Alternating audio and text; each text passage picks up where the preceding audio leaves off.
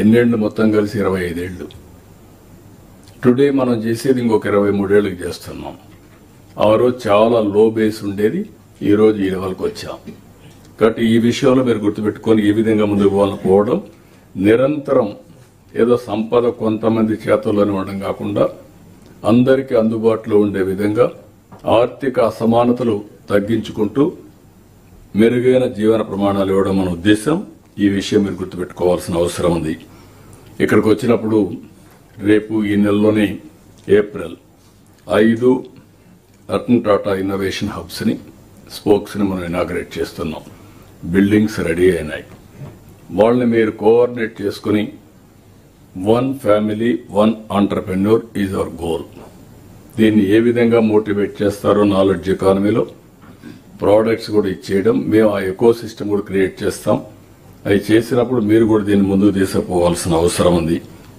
ఈ రోజు ఇవన్నీ చేయడానికి ఒక మేజర్ నిర్ణయాలు మీరు చూసినప్పుడు ఆర్థిక వ్యవస్థలో పెను మార్పులు వస్తున్నాయి. మనం కరెక్ట్ గా ప్లాన్ చేసే రాయలసీమ హార్టికల్చర్ హబ్ గా తయారయ్యి, హార్టికల్చరే కాకుండా అక్కడ సోలార్ గాని, విండ్ గాని, పంప్డ్ ఎనర్జీ గాని, పిఎస్పీ గాని, దీంతో నెక్స్ట్ లెవెల్ పోయే పరిస్థితి వస్తుంది.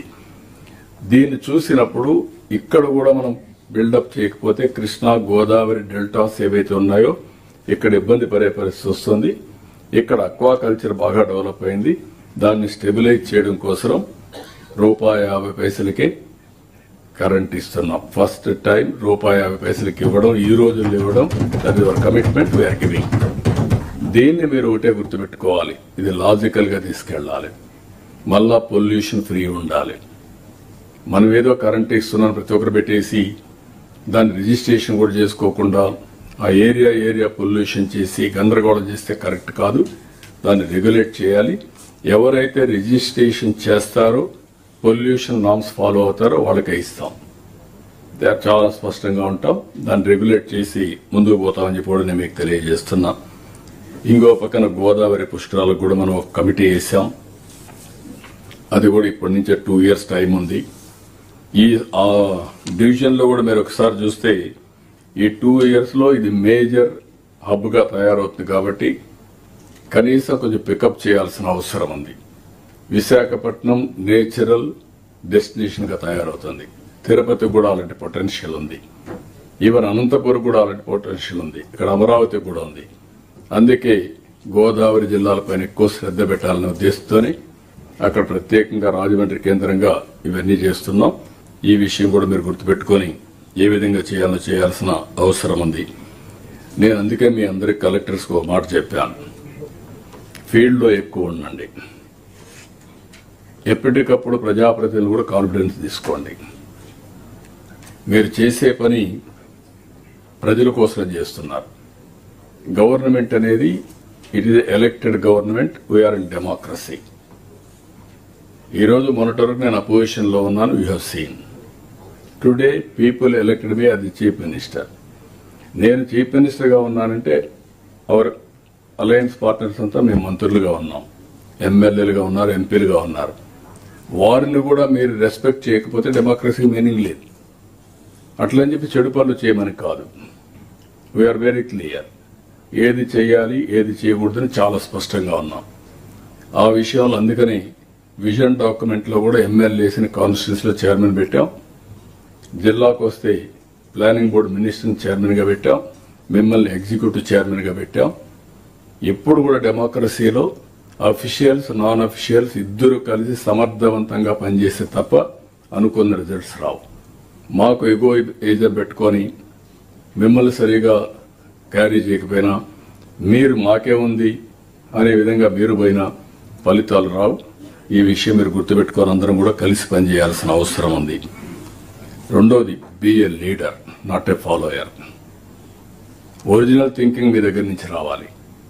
ఏదో నేను చెప్పింది ఒకటి చేసి సరిపోతుంది, లేదంటే సిఎస్సి అడిగాడు చేద్దాం, లేదంటే మా సెక్రటరీ చెప్పాడు చేద్దాం అని కాకుండా గవర్నమెంట్ ఒక పాజిటివ్ ఐడియాలు తీసుకున్నప్పుడు every department we are having a clarity. This is only a blueprint. ఇదే పర్మనెంట్ కాదు. ఇంకా ఇన్నోవేటివ్ ఐడియా మీకు వస్తే యూ యాడ్ ఇట్. దానివల్ల ఇంకా బెటర్గా అవుట్కమ్ వస్తే will follow all of us. Ultimately, we are having public interest is our motive. People first. వాళ్ళ హెల్త్ కావచ్చు, వాళ్ళ ఆదాయం కావచ్చు, వాళ్ళకి మెరుగైన ఇది కావచ్చు. ఇప్పుడు వాట్సాప్ గవర్నెన్స్ తీసుకొచ్చాం. ఎవరు మన ఆఫీస్కి వచ్చే పని లేదు. సగం టైం నేనంటి వరకు మీకు వాట్సాప్ ఆఫీస్కి వచ్చి లేనిపోని ఉండేటివి. భవిష్యత్తులో మీకు ఆఫీస్కి రాకపోతే ఎఫిషియన్సీ పెంచుకోవచ్చు మీరు. రెండోది, మీరు కూడా ఎక్కడికక్కడ ఇన్నోవేటివ్గా ఆలోచించడం, ప్రజల్లోకి వెళ్ళడం, ఇన్నోవేటివ్గా నిర్ణయాలు చేయడం. ఏదైనా ఒక పని కాలేదు, మేము రిపోర్ట్ పెట్టాం, you had a first hand information. Go to his house as a surprise. Then it will give a tremendous mileage. Not only mileage, ఒక మెసేజ్. లేదంటే ఒక ఫోన్ చేసి మాట్లాడండి 10 నిమిషాలు. మీకు ఒక పిఆర్ఓ ఉన్నాడు, మీరు మాట్లాడిన విషయం పిఆర్ఓతో పబ్లిక్ తెలియజేయండి. That is how all of us has to work it out. మీకు క్రెడిట్ రావడానికి కాదు, మీరు పర్ఫార్మెన్స్ చూపించడానికి క్రెడిట్ ఇవ్వాల్సింది ఈ సైడ్ ఉండేవాడికి ఇవ్వాలి. మళ్ళా 5 ఏళ్ళకి ఓటింగ్ మీద వెళ్ళిపోతా ఉంటాం. మీరు పోరు ఓటింగ్కి, but you will have a satisfaction. We are here again ప్రజలకు చెప్పి మేము ఈ పని చేశాం అని చెప్పి మళ్ళా మేము ఓటు అడిగి మళ్ళా డెమోక్రసీలో ముందుకు రావాల్సిన అవసరం ఉంది. ఈ విషయాలు మీరు గుర్తుపెట్టుకోవాలి. అందుకని ఈరోజు మిమ్మల్ని అందరినీ కోరేది, ఇన్వెస్ట్మెంట్స్ కూడా మీరు చూశారు, 7 lakh crores వచ్చింది. అదే సమయంలో అన్ని కూడా ప్రాజెక్ట్స్ అన్ని ఎగ్జిక్యూట్ చేసే బాధ్యత మీ మీద ఉంది. ట్రబుల్ ఫ్రీగా ఉండాలి, ఎక్కడ కూడా హెరాస్మెంట్ ఉండకూడదు, రియల్ టైంలో ఉండాలి. అదే మరి సింప్లిఫికేషన్ చాలా వరకు చేస్తున్నాం. ఈ రోజే ఒక ఇష్యూ వస్తే నాలా ఎప్పటి నుంచో ఉంది. ఈ నాలా పెద్ద సమస్య అయిపోయింది. దీన్ని ఆసరాగా తీసుకొని రిజిస్ట్రేషన్లు ఆపేస్తున్నారు, లేఅవుట్స్ ఆపేస్తున్నారు. ఇది ఒక మనీ కలెక్షన్ సెంటర్గా తయారయ్యే పరిస్థితి వచ్చింది. అందుకే ఒక గుడ్ గవర్నెన్స్ లో భాగంగా ఎజెల్ ఫ్రీ అడ్మినిస్ట్రేషన్ లో నాలా కూడా తీసేస్తున్నాం. ఇమ్మీడియట్ గా నాలా చట్టం తీసుకొచ్చి ఎక్కడా ఉండదు.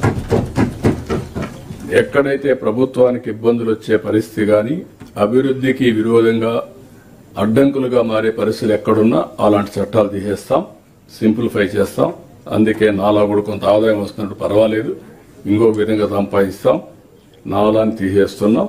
తొందరలోనే అవసరమైతే ఆర్డినెన్స్ కూడా తీసుకొస్తాం. నెక్స్ట్ కేబినెట్ కి తీసుకురమ్మంటున్నాను, తీసుకొచ్చి దీన్ని కంప్లీట్ చేస్తాం.